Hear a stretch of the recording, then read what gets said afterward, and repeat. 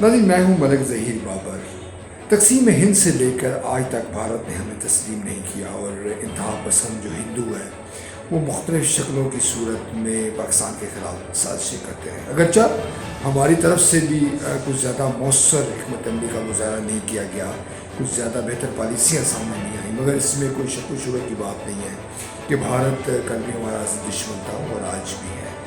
تقسیم ہند کے بعد 1971 کا واقعہ ہے، وہ آپ کے علم میں ہے کہ کتنا ایک گھناؤنا کردار تھا بھارت کا، اور خود اندرا گاندھی نے یہ تسلیم کیا کہ اس نے دو قومی نظریے کو خلیج بنگال میں ڈبو دیا ہے۔ یہ تمام جو حقائق ہیں یہ تاریخ کی صرف کتابوں میں موجود ہیں، اور جو بھی لوگ شخص تاریخ پر نظر رکھتا ہے اس کے لیے کسی طور پر یہ اوجھل نہیں ہے۔ سانحہ ہے پشاور، جس میں آرمی پبلک اسکول پر حملہ کیا گیا، اور 2014 میں 16 دسمبر کی تاریخ کا ہی انتخاب کیا گیا۔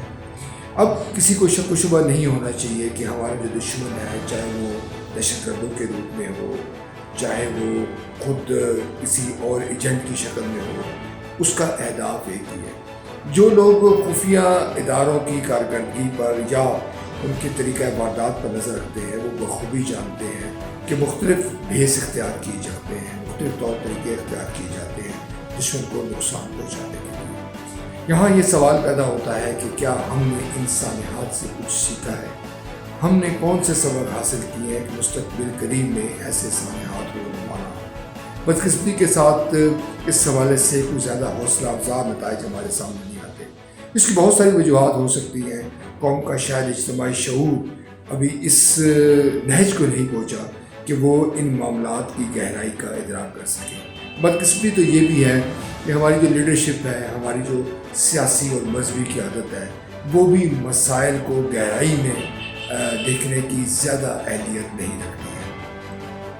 وہ تو یہ بھی سکتا ہے کہ بتدریج جو قوم کا جو شعور ہے وہ ارتقائی مراحل طے کر کے اس مقام تک پہنچ جائے جب وہ اچھے برے کی تمیز کرنا سیکھ جائے۔ ہمارا جو اہل دانش ہے اس سے بھی بہت ساری شکوے شکایات موجود ہیں۔ ہمارے دانشوروں نے شاید وہ کردار اپنا ادا نہیں کیا، باوجود اس کی وجوہات کچھ بھی ہو جو ادا کرنا چاہیے تھا۔ اب سوال یہ ہے کہ اب کیا ہوگا؟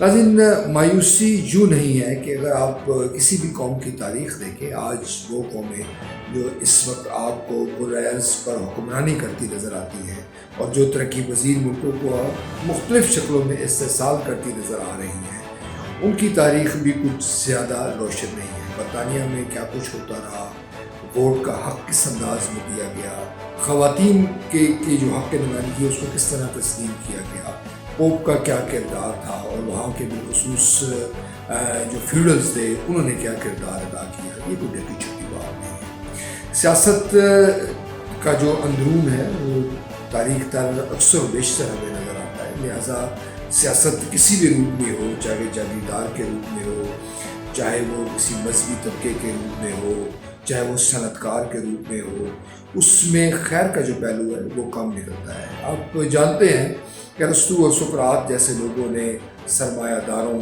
اور جاگیرداروں ان جیسے لوگوں کو سیاست سے باز رکھنے کی ترغیب کی ہے۔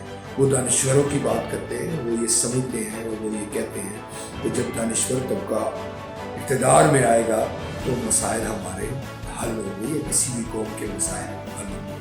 ناظرین، جو سانحہ جو آرمی پبلک اسکول ہے اس کو متنازع کیا گیا، اور بڑی بدقسمتی ہے کہ دشمن نے ہمیں آپس میں دست و گریباں کرنے کی کوشش کی۔ دشمن نے یہ تاثر دینے کی کوشش کی کہ دراصل ہمارے اندر ہی کچھ لوگ ہیں جن کی وجہ سے یہ سانحہ ہوا۔ لوگوں سے میری مراد اداروں پر بھی اعتراض اٹھایا گیا۔ یہ کتنا تشویش کا معاملہ ہے کہ جو ادارے آپ کی جان و مال اور میری جان و مال کی حفاظت کے ذمہ دار ہیں ان پر ہی سوال اٹھا لیا جائے۔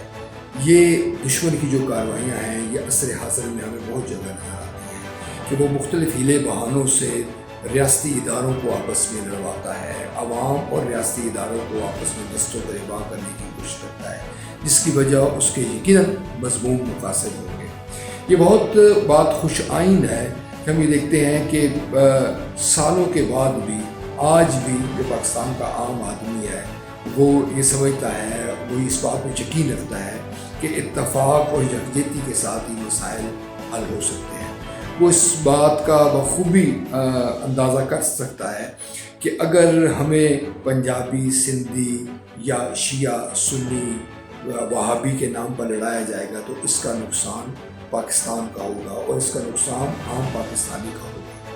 دشمن وار کرتا رہا ہے اور کرتا رہے گا، یہ بات یقینی ہے، مگر ہمیں آپس میں اتفاق و اتحاد کا مظاہرہ کرنا ہے۔ یہ ہمارے ذمہ داروں کو بھی سوچ لینا چاہیے کہ پاکستان جو ہے تبدیل ہو رہا ہے، پاکستان کے جو لوگ ہیں ان کی سوچ تبدیل ہو رہی ہے، ان کے خیالات تبدیل ہو رہے ہیں اور وہ چیزوں کو تنقیدی نگاہ سے دیکھتے ہیں۔ یقیناً اس پر تشویش کا معاملہ نہیں ہونا چاہیے اور یہ خوشامد ہونا چاہیے، یہ سمجھ لینا چاہیے کہ یہ اب قوم ایک ارتقائی مراحل طے کر رہی ہے۔ جب یہ ارتقائی مراحل طے کرے گی تو یقیناً ایک زیادہ ذمہ دار شہری ہمارے سامنے آئیں گے۔ ہمارے سامنے جو مسائل ہیں ہمارے اس وقت جو انواع و اقسام کے ہیں وہ بہتر انداز میں ہم حل کر پائیں گے۔ ناظرین، سانحۂ مشرقی پاکستان ہو یا سانحۂ پشاور ہو، ہمیں نہیں بھولنا چاہیے، ہمیں اس کے جو سبق ہیں وہ یاد رکھنے چاہیے اور اس کے مطابق ہی مستقبل کا طرز عمل طے کرنا چاہیے۔